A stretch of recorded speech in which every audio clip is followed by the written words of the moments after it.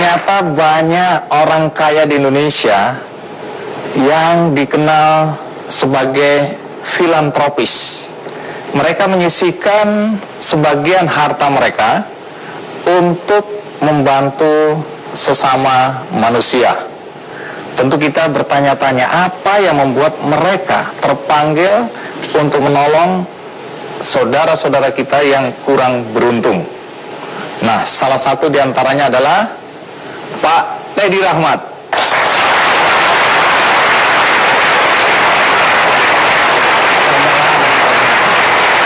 Pak Teddy, terima kasih. Selamat datang di acara Ki Kandi. Silakan duduk, Pak Teddy. Boleh tahu Anda lahir dari keluarga yang seperti apa? Saya lahir di kota yang kecil, namanya Kadipaten. Umur 3 tahun mengungsi ke Bandung. Orang tua saya cukup berkecukupan, jadi selama hidup saya nggak pernah merasa susah.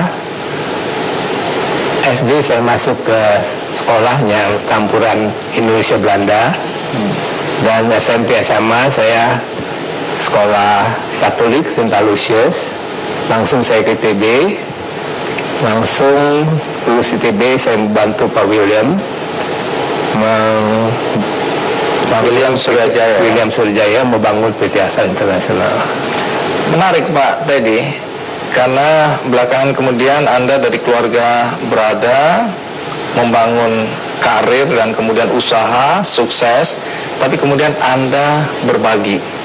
Nah, nanti saya akan tanyakan, tapi sebelum itu mari kita simak dulu liputan berikut ini. Astra Internasional.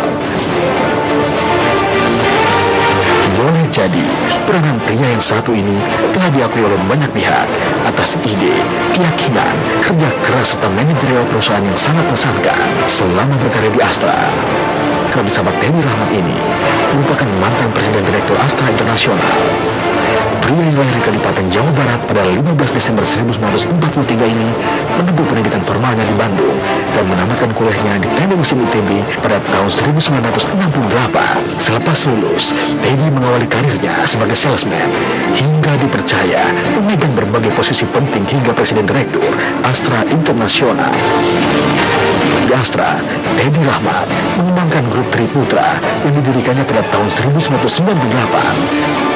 Melayani beberapa perusahaan dengan berbagai macam bidang usaha. Di mata orang-orang terdekatnya, Teddy Rahmat dikenal sebagai sosok pekerja keras dan dekat dengan anak buah. Itu sosoknya itu sangat humble dan helpful, itu ya. Tapi di dalam pekerjaan bersifat tegas dan penanti dari reward itu harus jelas, karena Pak Teddy itu adalah pendiri dari pencetus dan juga mengimplementasikan Go Corporate Governance sejak GCG belum dikenal istilahnya sekarang. Tapi Teddy Rahmat mendirikan Yayasan Pelayanan Kasih ANA Rahmat. Nama ini diambil dari kedua orang tuanya, Adi dan Agustin. Yayasan ini memberikan beasiswa, bantuan kepada panti asuhan, dan mengoperasikan klinik kesehatan murah yang tersebar di berbagai kota di tanah air, serta kegiatan sosial lainnya.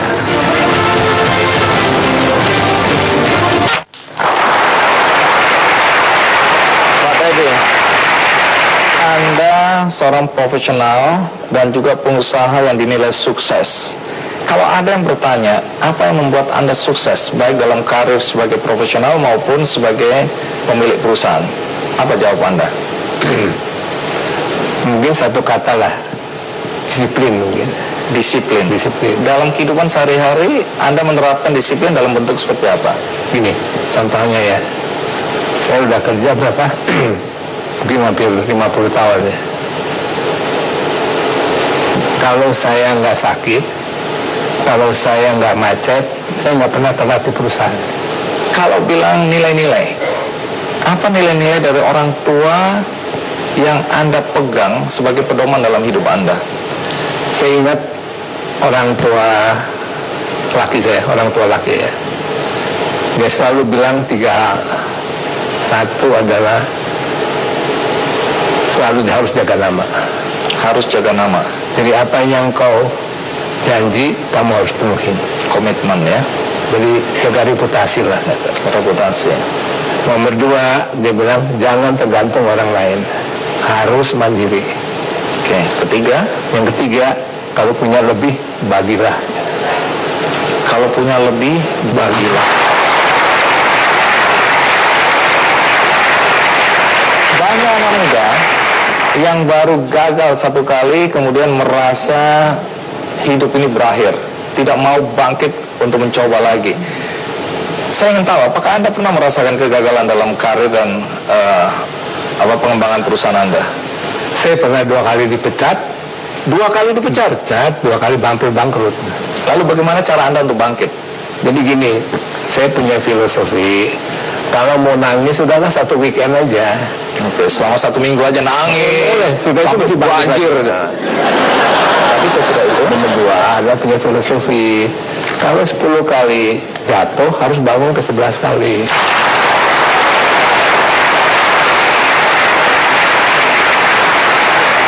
kalau saya mempelajari buku Anda, di dalam buku Anda dan beberapa buku lainnya, saya lihat bahwa proses yang Anda lalui itu panjang dan penuh tantangan. Anak-anak muda sekarang sering ingin instan, sukses dicapai tiba-tiba. Hari ini berusaha, besok sukses, besok kaya raya. Biasanya tidak langgeng. Nah, soal proses ini apa pentingnya dalam mencapai suatu prestasi? Jadi semua pekerjaan juga prosesnya harus benar. Karena kalau proses benar, hasilnya pun pasti benar. Kalau nanti kita misalkan proses nggak benar, kita dapat kekayaan, tapi kita nggak tahu kenapa dapat kekayaan, lain kali juga habis, kita nggak tahu lagi cara nyarinya. Tapi kalau prosesnya benar, mau jatuh 10 kali, nanti kita punya cara, udah tahu cara-caranya. Jadi bagaimana proses itu penting, karena proses lebih penting daripada hasil.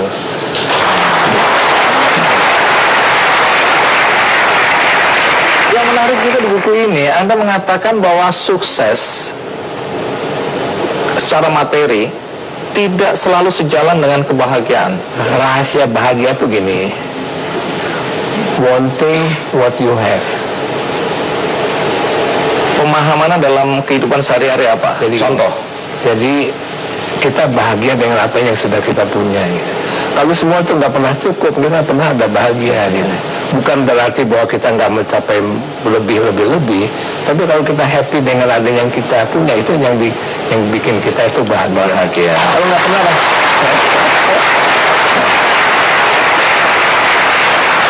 kalau nggak pernah rasa cukup, nggak pernah ada bahagia itu Sampai kapanpun ya. sampai kapanpun. Pak Teddy, Anda kan merintis karir atau ya karir dari bawah tadi, kalau kita dengar di video tadi dari salesman ya.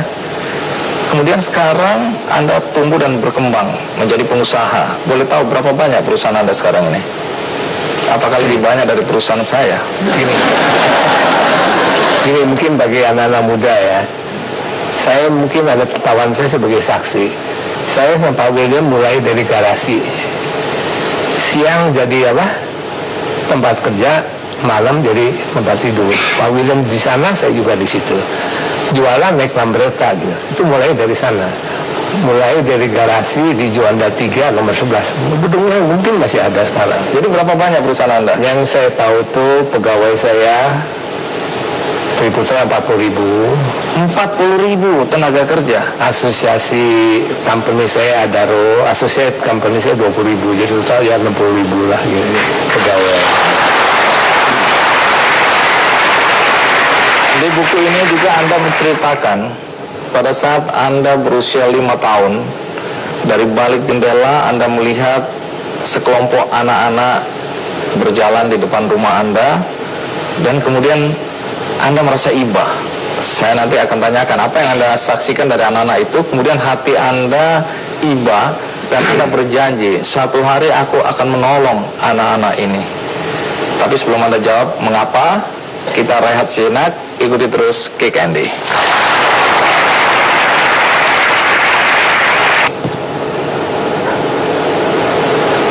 It's not for me to judge. Biar orang lain yang judge.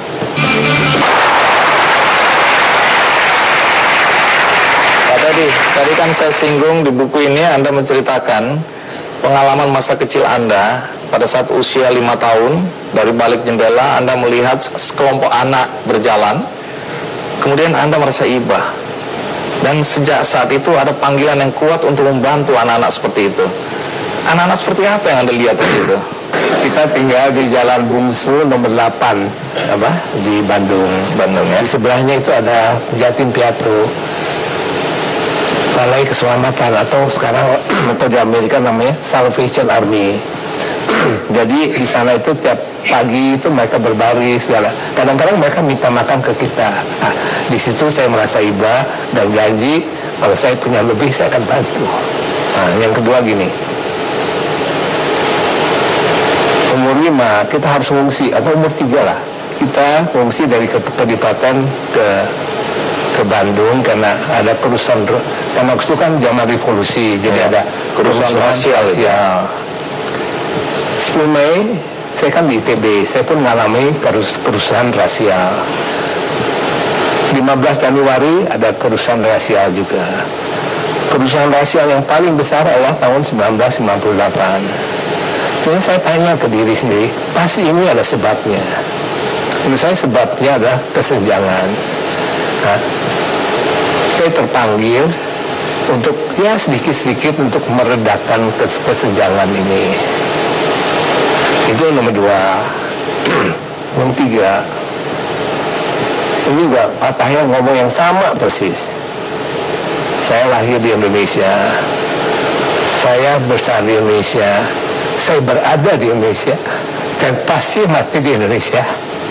Lalu kapan Anda mulai betul-betul terjun aktif dalam kegiatan sosial?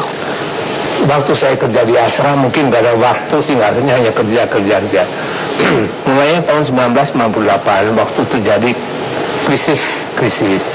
Putra pertama yang saya juga hadir itu bikin satu yayasan namanya IJARI, yaitu Indonesia Belajar Mandiri, mencoba membantu mahasiswa yang putus sekolah. Nah, tapi pelan-pelan saya rubah itu menjadi yang saya bilang Yayasan A dan A Rahmat. Itu nama A dan A. Itu nama dari ayah saya Adi dan ibu saya Agustin Rahmat. Lalu apa yang dilakukan di yayasan ini? Melalui yayasan ini. Jadi saya milih sebetulnya basically tiga bidang. Apa itu? Satu adalah beasiswa. At any moment atau setiap saat itu ada 1.500 mahasiswa yang saya beri beasiswa. Beasiswa untuk mahasiswa. Dan total selama mungkin 8 tahun udah ada 10.000 mahasiswa yang terjamah ya.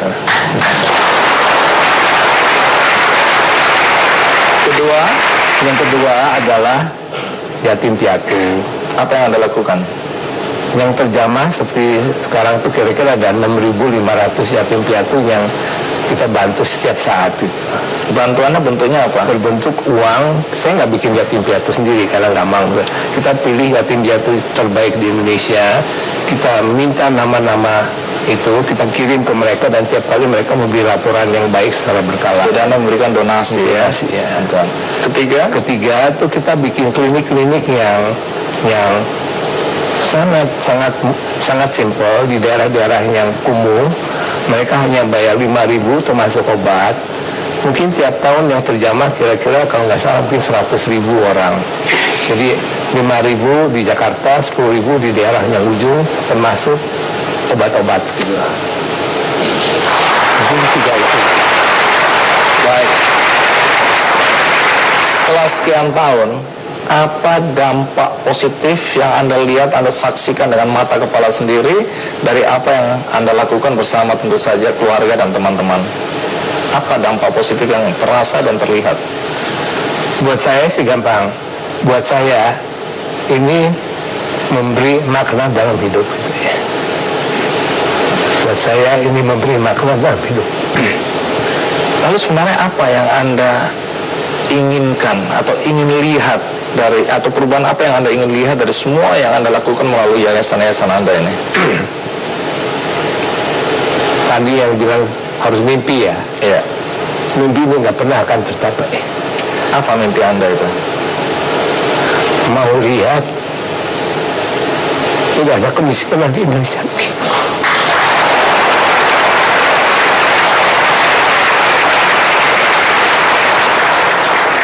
Jadi kalau saya tanya, suatu hari kalau sebelum Anda meninggal, apa yang ingin Anda wujudkan atau apa yang Anda ingin lihat?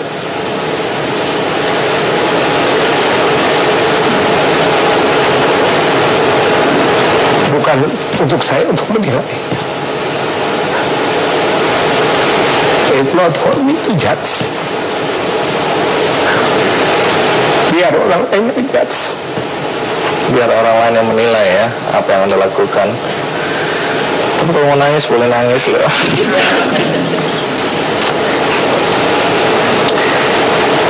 Banyak orang yang sudah sejahtera, punya kelebihan harta dan benda ya, tapi mereka belum mau berbagi atau tidak terpanggil untuk berbagi. Pertanyaannya tentu, apakah Anda tidak takut harta Anda, kekayaan Anda akan berkurang karena Anda rajin berbagi dengan orang lain? Ini filosofi hidup ya. Kalau memberi kita harus kaya. Kalau kita mau ngajar orang kita harus pintar. Dan pengalaman saya lebih banyak saya memberi, lebih banyak saya dapat. Lebih banyak saya memberi, lebih banyak saya mendapatkan.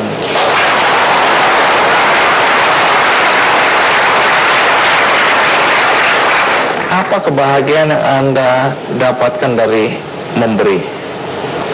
Gini,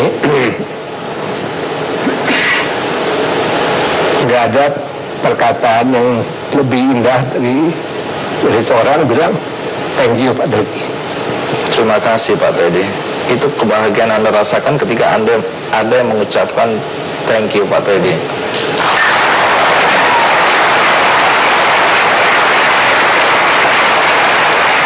Terakhir, dulu Anda pernah mengatakan bahwa kalau tangan kanan memberi, tangan kiri sebaiknya tidak usah tahu. Tapi belakangan Anda mengubah pandangan Anda tadi. Anda mengatakan kalau tangan kanan memberi, sebaiknya tangan kiri juga mengetahui. Filosofinya apa itu? Ini bukan saya, ini ada ayat dalam agama saya bilang kalau tangan kanan memberi, sebaiknya tangan kiri juga, jangan tangan kiri nggak usah tahu lah, karena biasa orang memberi itu untuk apa? Untuk show. Dan mungkin saya berubah, kalau tangan beri kasih tahu tangan kiri supaya tangan kiri juga bisa memberi gitu. Oh, jadi dong.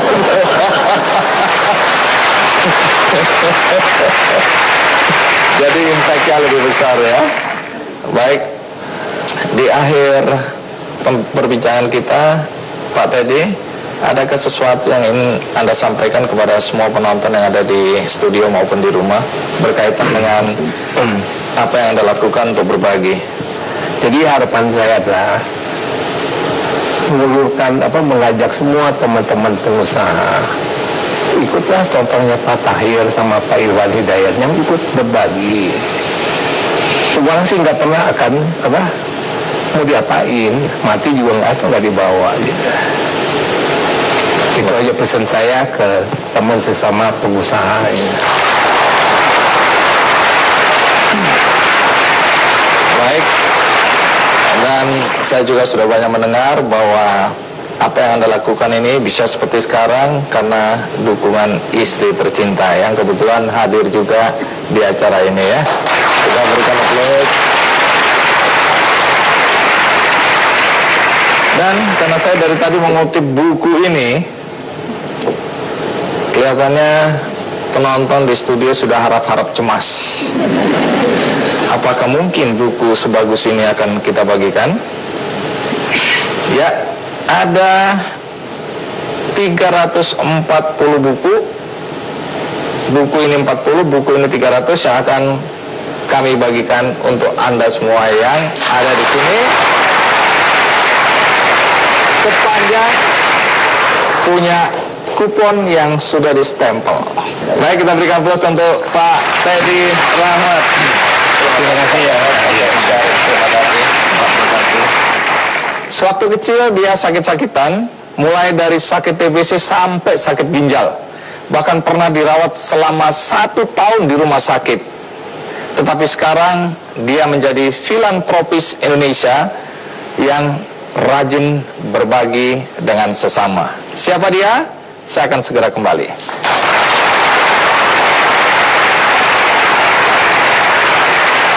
Kita pernah dirawat selama 1 tahun di rumah sakit dan bahkan mengalami depresi. Tapi sekarang orang mengenalnya sebagai seorang filantropis dari Indonesia, Irwan Hidayat. Pak Irwan, terima kasih ya. Ya, sama-sama. Iya. Terima kasih Pak sudah diundang. Iya, terima kasih. Silakan duduk. Semua orang mengenal produk Sido Muncul, tetapi tidak semua orang mungkin mengenal Anda lebih dekat. Jadi saya akan bertanya, Anda ini anaknya siapa? Oh, papa mama saya. Iya. Oh, papa mama saya itu namanya Lim Tun In. Mama saya Sim Yokhwa namanya. Anda generasi keberapa dari pendiri? Oh, kalau dari pendiri generasi ketiga. Generasi ketiga. Jadi Saya Anda cucu ya? ketiga, tapi secara hukum ya dari mama saya ke saya gitu sama papa mama. Oke. Pak Irwan, Anda anak keberapa dari berapa bersaudara? Saya anak pertama, saudara saya 4. Jadi 5 bersaudara. Iya. Anda yang paling Paling tua saya. Iya. Oke. Pendidikan tertinggi Anda apa? SMA. Tapi lulus. Loh, banyak orang SMA nggak lulus. Ya, Anda saya dengar cucu kesayangan dari nenek ya, yang memulai usaha ini dari sebuah kedai kecil, dan bahkan katanya pernah foto Anda dan nenek Anda dipakai jadi logo Sido Muncul. Tapi sebelum saya lanjutkan tentang hubungan Anda dengan nenek, dengan ibu Anda, ada baiknya kita ikuti dulu kisah tentang Irwan Hidayat berikut ini. Pencinta jamu tradisional tentu sudah tak asing lagi ketika melihat brand ini. Ya, Sido Muncul. Namun apakah Anda tahu siapa orang di balik nama besar Sido Muncul ini? Pada tahun 1940-an, seorang ibu bernama Rahmat Sulistyo beserta suaminya memulai usahanya dengan menjual jamu dari olahan rempah-rempah di Yogyakarta. Pada tahun 1951, mereka pindah ke Semarang dan tetap menekuni usaha produksi jamu. Usaha mereka terus berkembang. Selanjutnya, usaha produksi jamu diteruskan sang anak, Desi Sulistyo, dan suaminya, Yahya Hidayat. Dan di tangan Irwan Hidayat inilah, sebagai generasi ketiga, Sido Muncul mengalami kemajuan yang sangat pesat. Lahir di Yogyakarta pada 23 April 1947, merupakan anak pertama dari 5 bersaudara dan menjadi penerus usaha keluarga setelah sang ayah Yahya Hidayat meninggal pada tahun 1991. Ia menjalankan sekaligus memimpin perusahaan hingga membawa Sido Muncul sebagai perusahaan jamu yang mampu memasarkan produknya hingga ke mancanegara.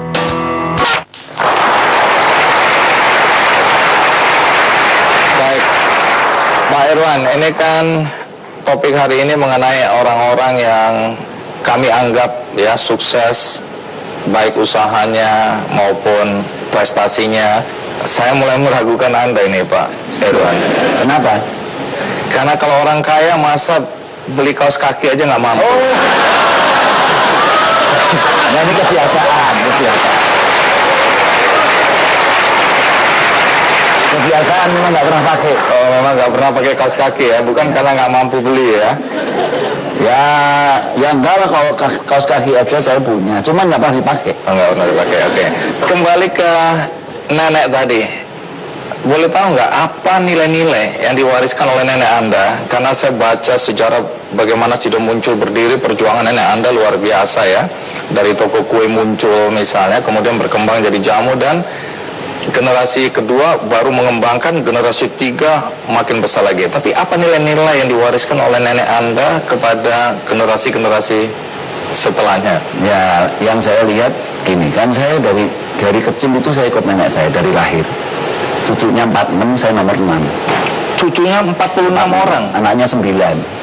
Waktu saya kecil, waktu saya lahir, ibu saya, mama saya itu hamil lagi 2 bulan, 3 bulan setelah saya lahir. Sakit-sakitan, nggak bisa nyusuin dan muntah-muntah setiap hari. Nah kemudian saya sendiri sakit-sakitan. Wah, saya itu gudang banyak penyakit lah waktu kecil. Saya masih ingat bisulan di mana-mana. Iya. Bisulan mah bukan penyakit. Penyakit, macam-macam, disentri, nggak sembuh-sembuh. Udahlah, pokoknya sakit-sakitan. Nah, Dan pernah dirawat 1 tahun itu lamanya. waktu saya umur 21 tahun.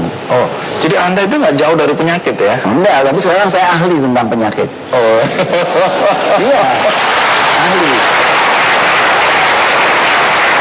Baik, dari pengalaman hidup Anda tadi apa yang ingin Anda sampaikan soal nilai-nilai tadi? Ya, nenek saya itu semangatnya luar biasa ya. Waktu dia diriin umurnya 54 tahun. Kemudian dia ini orang yang pertamanya anaknya orang kaya. Kalau di Semarang itu anaknya orang kaya, jatuh miskin waktu tahun 1925. Kemudian ngungsi ke Solo, ke Jogja, anaknya 9. Saya masih ingat mama saya itu kalau makan itu ayamnya seekor, dia yang paling belakang. Jadi royoan gitu toh, terus dapatnya cuma kepala. Sekolahnya kelas 3 SD karena nggak bisa bayar. Sampai segitunya kondisi Tapi waktu itu. dia orangnya semangat. Umur 54 tahun diriin Muncul.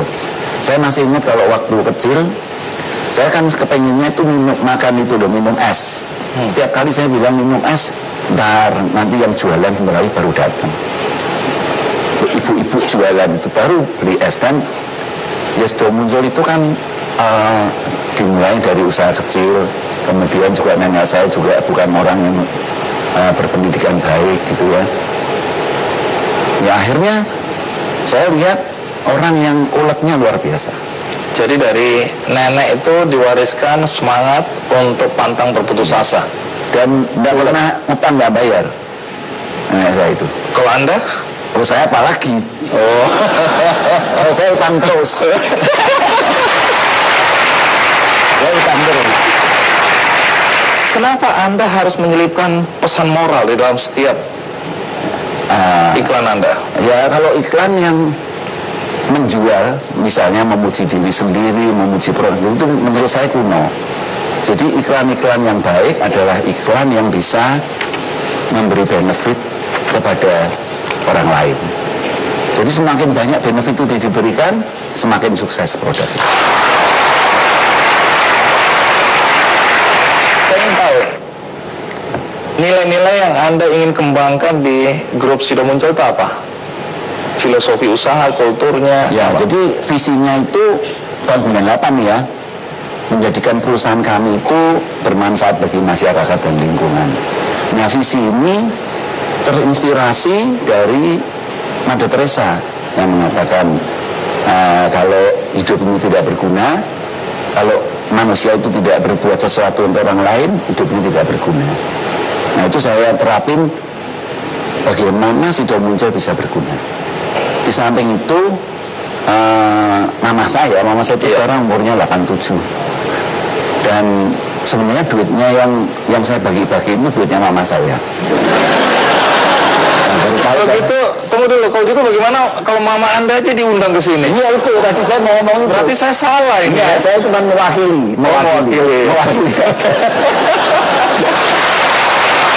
Mama saya selalu pesannya gini. Pengertiannya apa?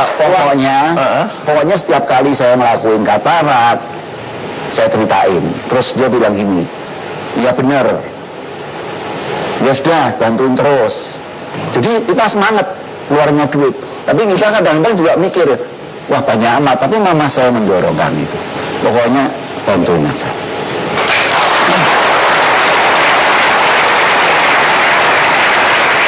Jadi itu nilai dari orang tua ya. Sebelum saya lanjutkan, Ada lagi istri saya. oh iya. Istri saya benar tuh memberi. Saya Bunda Teresa saya kenal Tunggu dulu, ini istri Anda saya. mengatakan istri karena memang dari hati yang dalam atau karena takut? Enggak dong, pasti loh. Bunda Teresa, ibu Anda dan istri adalah figur yang mendorong apa yang Anda lakukan sekarang. Kita rehat, ikuti terus Kick Candy.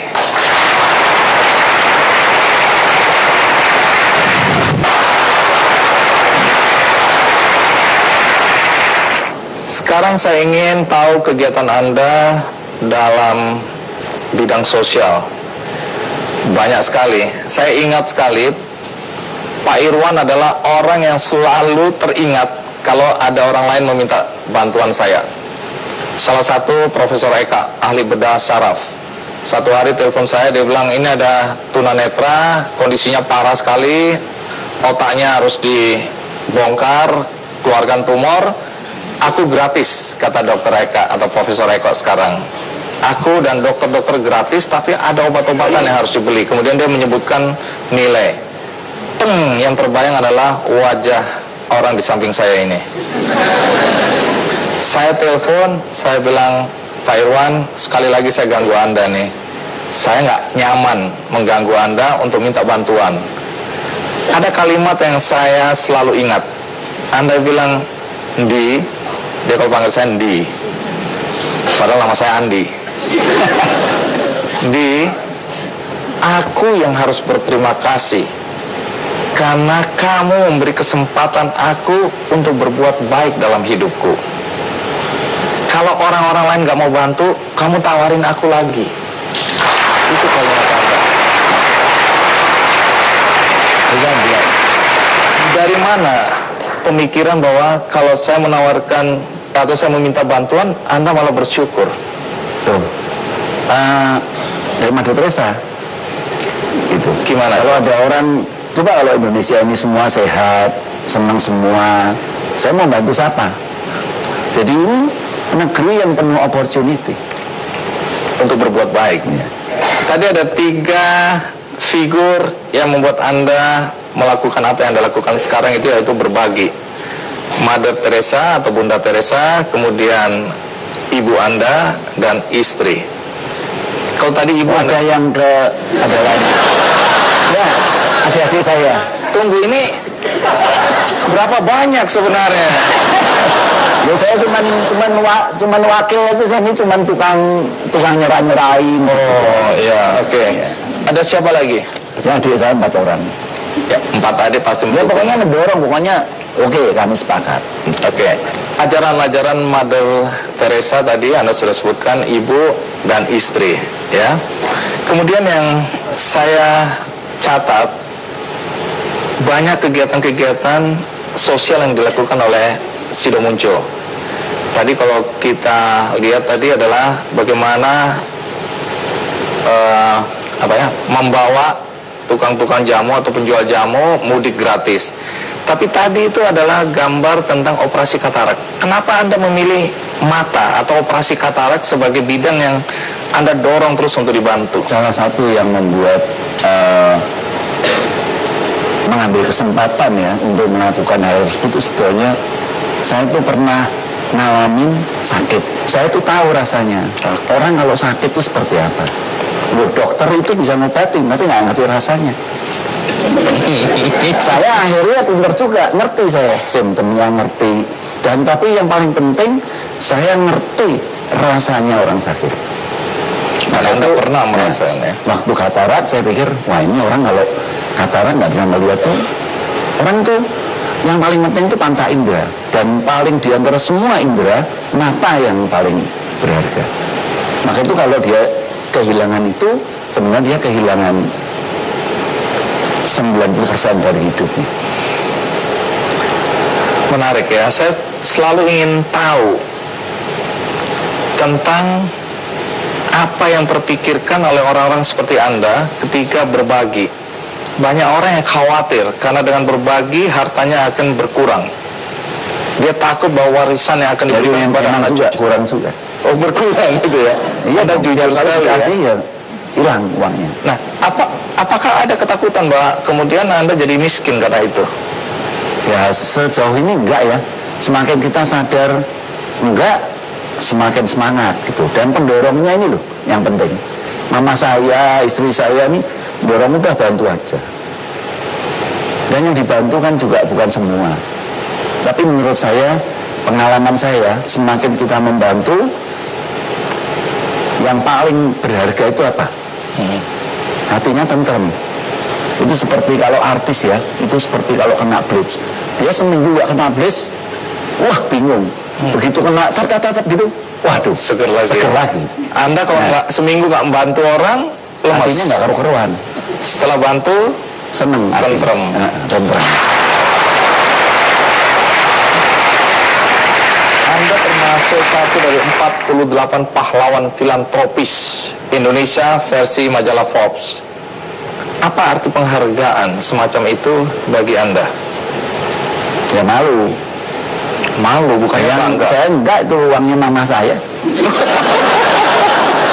Bukan uang saya, bukan. Jadi harusnya penghargaan itu diberikan kepada mama Iya. Anda ya. Ya nanti ini ada satu award yang mau diberikan, nanti yang terima mama saya. Saya nggak mau nerima. Anda anak yang berbakti kelihatannya ya. Ya rasanya begitu. Sebelum Tuhan memanggil Anda, apa mimpi yang ingin Anda wujudkan dalam konteks filantropi, berbagi dengan orang? Saya kepingin supaya nanti anak-anak saya, keponakan-keponakan saya yang 13 orang termasuk anak saya itu, kalau nanti mereka meneruskan Sidul Muncul ini, ya jangan dirubah lah visinya itu, berguna bagi masyarakat dan lingkungan. Dan terus membantu. Baik, karena Anda sudah menyebut Hotel Tentrem, jadi Anda ingin membagikan 25 voucher untuk 25 orang menginap 2 malam. Mari kita ambil 25 nama yang beruntung. 4, 5, 6, 7, kira situ. Ini 7. 5 tambah 22. Betul, berarti masih ada 3. Oh, masih 3. 25 kan? Eni Setiawati. Iya. Sudah terakhir? Bram, wah ini orang Jogja nginep nonton kabel. Bram UNY. Ini UNY semua ya. Iya. Ya. Baik, terima kasih Pak Irwan. Ya, Di. Matur nuwun Terima sangat. kasih, Iya. Tepuk tangan untuk Pak Irwan Hidayat. Terima kasih. Banyak orang terkejut ketika dia bersama Bill Gates melakukan kesepahaman untuk melakukan aksi sosial. Apalagi nilai donasinya yang luar biasa. Siapa dia dan apa yang dia lakukan? Saya akan segera kembali.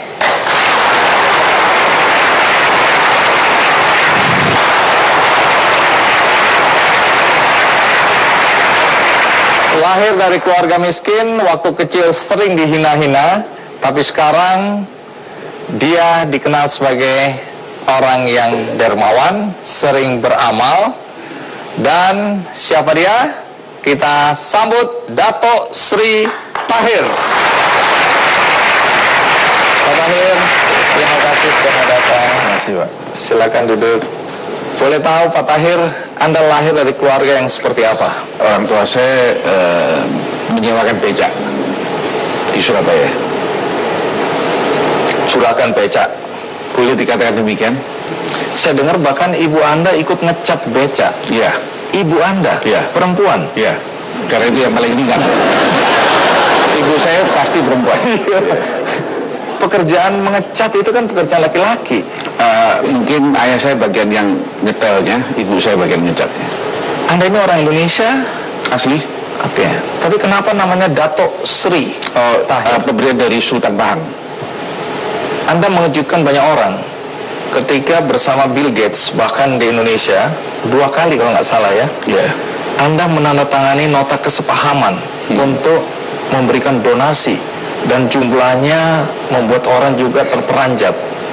Boleh tahu bagaimana ceritanya sampai Anda dan Bill Gates bisa bersama-sama untuk berbuat baik? Ya, satu hari kedatangan tamu dari Amerika ingin menemui saya. Lalu dia bilang dia dari Gates Foundation, orang Amerika. Di sanalah mereka mempunyai pemikiran bahwa ingin membantu Indonesia mencari partner, counterpart dari putra daerah, yaitu orang Indonesia. Lalu saya tangkap dengan baik. Pertanyaan saya adalah, kenapa you pilih saya? Kenapa? Dia bilang dia punya suatu sendiri punya selektif, lalu dia pilih saya. Lalu bicaralah mengenai jumlah. Iya. Karena bahasa Inggris saya kurang bagus, sebenarnya saya bicara itu 1 million, tapi saya bicara terkeluar 100 million. Giliran dia yang kaget, ya. Jadi dia tidak bisa ambil putusan, lalu dia bilang dia lapor ke Jadi sampai waktu Anda menyebutkan pun Anda nggak sadar bahwa itu... Ya, sadar waktu bayar itu, Pak. Jadi Bill Gates waktu memberikan speech di Washington, Ya. dia mengatakan model Indonesia ini pertama yang dialami oleh Bill Gates. Karena biasanya institusi atau negara minta bantuan Bill Gates itu mengadakan proposal dan diedit, diperiksa, lalu diberikan. Tapi ini pertama di dalam sejarah Bill Gates Foundation bersama-sama orang daerah membantu negaranya. Itu baru pertama. Dan akan diterapkan nanti di India maupun di Vietnam. Jadi Anda Contoh yang pelopor pertama, ya. Oke.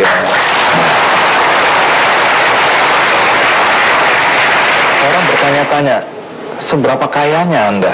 Kaya itu lihat dari sudut mana. Ada orang purely mengatakan dia punya uang berlimpah banyak. Tapi menurut saya kekayaan itu 4 faktor.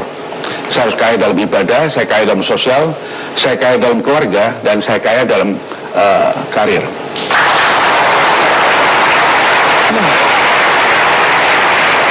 Baik, menarik untuk mengikuti kegiatan sosial Anda karena banyak saya lihat.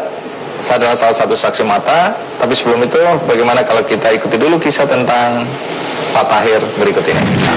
Dato Sri Profesor Dr. Tahir atau lebih dikenal dengan Tahir, pria kelahiran Surabaya 26 Maret 1952 ini besar di lingkungan yang rata-rata warganya tergolong tidak mampu. Semasa kecil, Tahir dididik untuk hidup kuat, bekerja keras dan mandiri. Dibesarkan oleh orang tua yang menghidupi keluarganya dan menjalankan usaha bengkel beca dan penyewa beca. Kini, Tahir berhasil menjadi seorang pengusaha, investor dan filantropis. Adalah pendiri Manja Pada Group dan Tahir Foundation. 100%. Dia punya hati untuk bersosial. Berarti dia punya hati yang bisa belas kasihan sama orang yang kekurangan. Pengen dia untuk menyadangkan dirinya sendiri. Apa susahnya hidup Anda dulu? Bagi saya tidak begitu merasakan kesusahan. Saya kira orang tua yang merasakan kesusahan. Tapi saya membaca kisah perjalanan hidup Anda, di mana orang tua Anda juga sering dilecehkan, sering dihina. Bahkan pernah ketika menagih hutang pun ibu Anda dilempar. Ya, saya nggak tahu dilempar batu atau dilempar apa. Tapi hal semacam itu membuat hidup Anda waktu itu, ya, Anda merasa rendah diri. Apa yang terjadi di masa kanak-kanak Anda? Saya kira memang nasibnya orang miskin itu adalah memang dilecehkan. Itu across the board di seluruh dunia demikian. Membuat saya minder. Tapi minder itu bisa ke dua arah yang ekstrim. Saya bawa arah ke positif. Jadi saya kerja super disiplin. Saya bukan disiplin, saya super disiplin.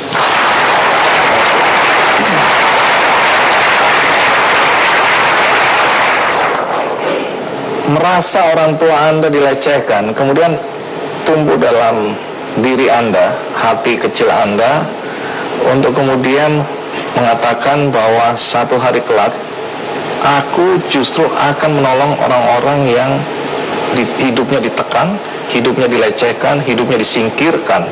Itu saya baca dari cerita tentang Anda. Pengertiannya apa itu? Tiap manusia begitu lahir mempunyai hak yang sama, tapi situasi membuat manusia berbeda.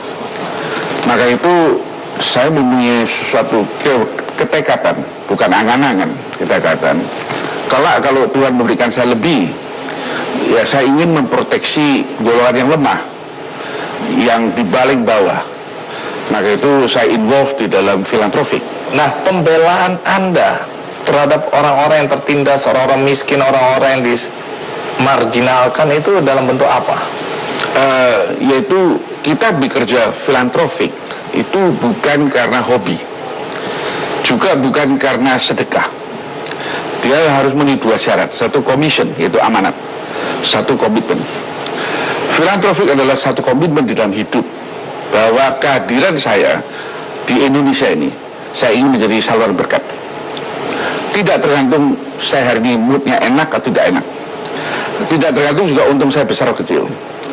But that's my life commitment. Saya akan jalanin sampai yang di atas mengatakan stop.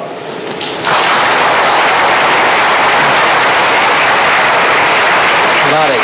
Artinya dalam kondisi perusahaan tidak untung banyak pun komitmen ini akan Anda jalankan. Akan tetap jalan. Tidak karena untung besar kemudian Tidak. Anda bagi-bagi. Tidak. Anda yakin dengan komitmen ini?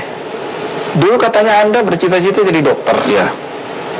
Kemudian sekarang jadi pengusaha. Kenapa dulu gagal jadi dokter? Saya daftar Erlangga, uang pangkal nggak mampu. Lalu saya diterima di Kaohsiung University kedokteran. Tapi karena kebetulan ayah saya sakit, saya kembali.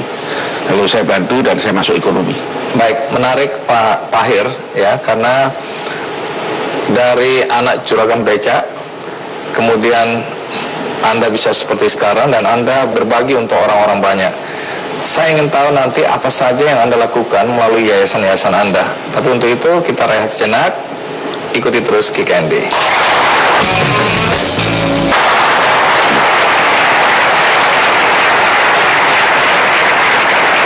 Pak Tahir, setelah Anda dan yayasannya Bill Gates dan Melinda Gates melakukan nota kesepahaman, kemudian sama-sama sepakat untuk membantu masyarakat atau orang-orang di Indonesia dan juga di luar negeri itu ya, karena sebagian komitmen itu ada untuk polio. Oke.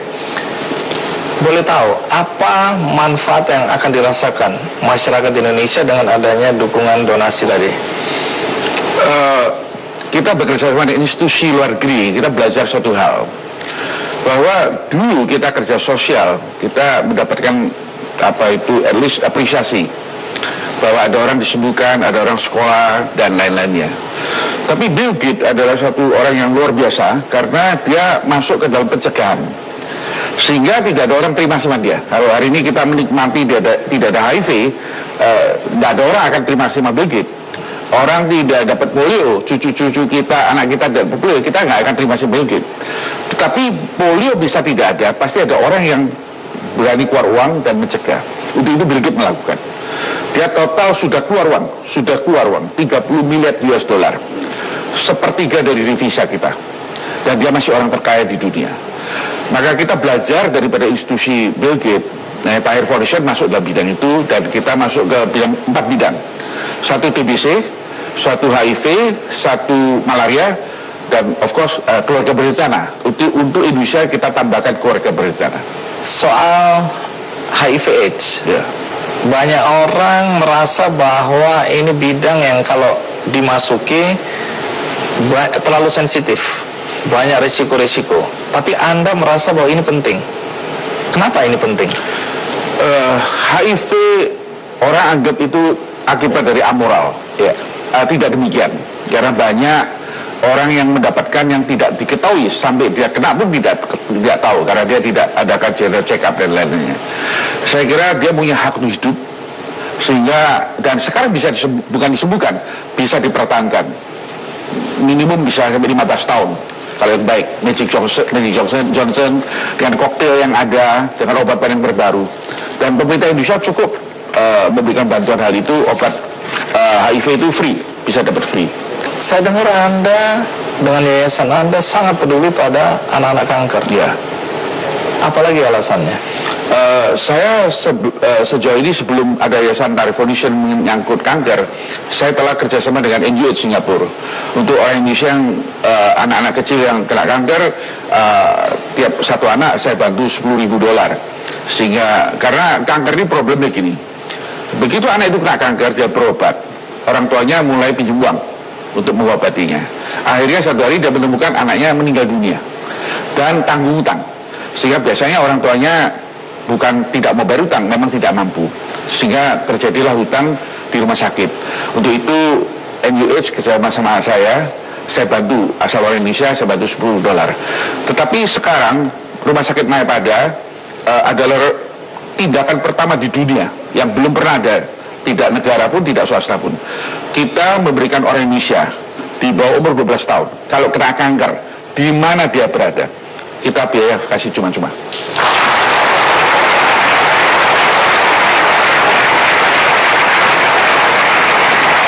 Kalau ada yang menuduh atau menganggap bahwa apa yang Anda lakukan hanya pencitraan semata, apa tanggapan Anda?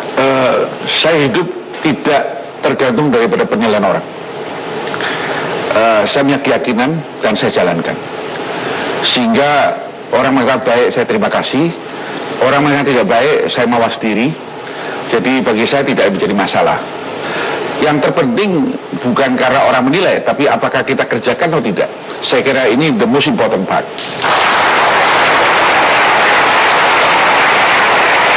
Anda sudah banyak mendapatkan penghargaan, baik untuk prestasi di bidang usaha, karir, maupun kemampuan. Dan termasuk diantaranya adalah penghargaan sebagai salah satu dari 48 filantropis Indonesia menurut majalah Forbes. Apa arti penghargaan itu buat Anda? Penghargaan bagi saya adalah suatu nadi starting point untuk lebih bekerja lebih keras. Jadi bukan saya nikmati untuk euforia, tapi penghargaan itu hanya pijakan saya untuk berbuat lebih banyak.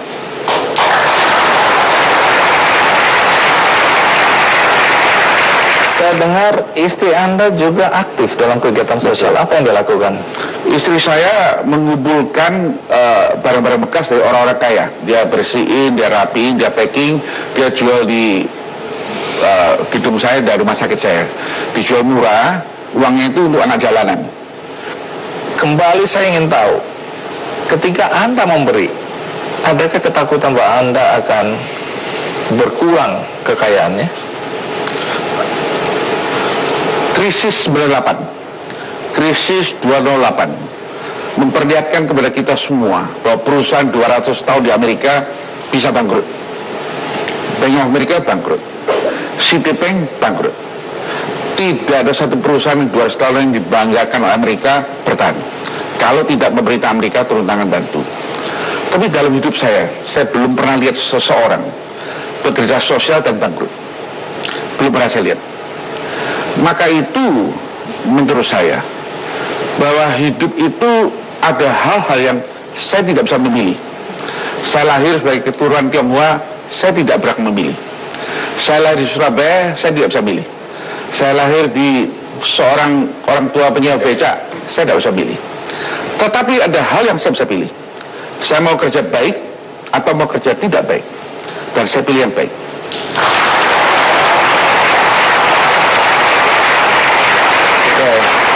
Ada pertanyaan sama yang saya tetap ingin ajukan kepada Anda.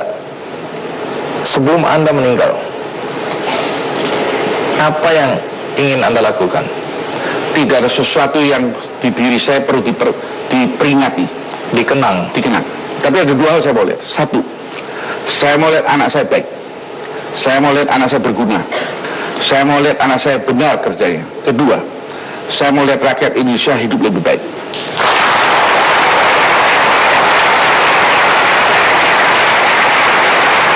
Baik, Pak Tahir, terima kasih banyak sudah sharing, sudah berbagi dengan kami semua, baik di studio maupun di rumah ya. Doa kami untuk Anda, Pak Irwan dan Pak Teddy ya. Semoga apa yang Anda lakukan diridhoi oleh Tuhan dan semakin banyak orang mendapatkan manfaat. Amin. Terima kasih. Terima kasih.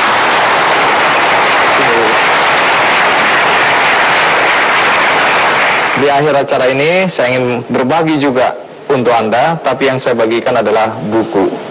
Judulnya 59 detik yang membuat Anda menjadi lebih kreatif, lebih meyakinkan, lebih menarik dan lebih bahagia.